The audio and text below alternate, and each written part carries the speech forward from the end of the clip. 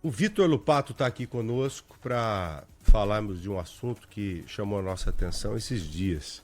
A falta de água, né? Os mananciais aqui de São Paulo, infelizmente, estão bem baixos. Eu estive no final de semana agora em uma represa do Complexo Cantareira e fiquei impressionado com o que vi. O Cantareira que está hoje com 35% do seu volume máximo.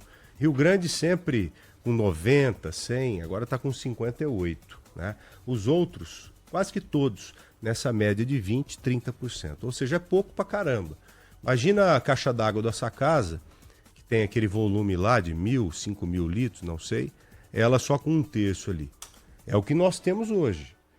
Então a gente tem que ficar cada vez mais esperto com isso até começar a chover mesmo com gosto de gás, para que os reservatórios voltem a se abastecer.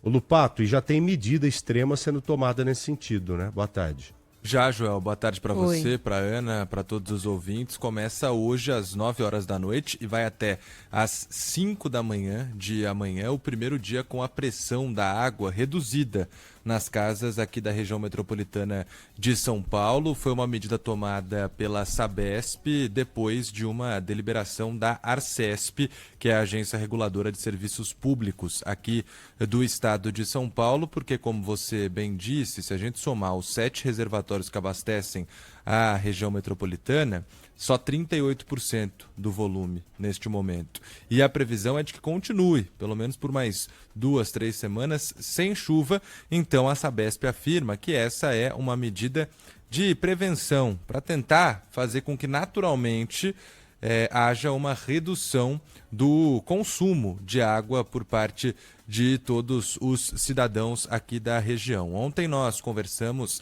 aqui na Rádio Bandeirantes com o Meonim Rodrigues, ele que é diretor de Relações Contratuais e Institucionais da Sabesp. Ele garantiu que não é uma medida emergencial, que a situação não é crítica neste momento, mas explicou também algo que é importante: a depender de onde o nosso ouvinte mora, talvez a pressão chegue um pouco melhor ou um pouco pior das 9 às 5 da manhã. Alguns locais vão ter essa redução mais significativa e outros menos significativa, dependendo da distância que está em relação aos reservatórios e a altura desse local, dependendo da topografia desse bairro. Em alguns pontos mais baixos, a pressão fica mais alta e nos pontos mais altos, chamados pontos críticos, a pressão fica mais baixa. Para aqueles imóveis que tiverem caixa d'água, não sentirão nenhuma diferença em relação ao abastecimento, porque por meio da caixa d'água será o suficiente para abastecê-lo até que seja retomada a pressão no outro dia e, portanto, retomado o abastecimento dessa caixa d'água. Ou seja, depende de onde está a casa da pessoa e se está no alto ou não. Quem mora numa região mais baixa vai ter mais pressão, quem mora numa região mais alta é considerado uma região crítica, a pressão será um pouco menor. Não deve mudar tanto assim a pressão na torneira, no chuveiro. E também temos aqui a fala do diretor da Arcesp, o Thiago Veloso, alertando para que é preciso nesse momento sim reduzir o consumo de água, e não só nessa medida da redução de pressão, mas também na conscientização do nosso dia a dia. Nós estamos em um período de muita seca, não está chovendo como é o histórico de chuvas aqui da região, precisa reduzir o padrão de consumo.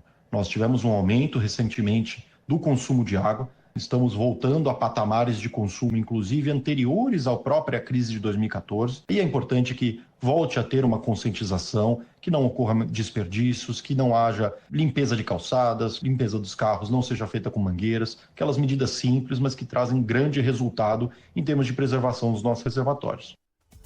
Bom, então começa hoje, todo dia, das 9 da noite às 5 da manhã do dia seguinte, teremos essa redução da pressão de água.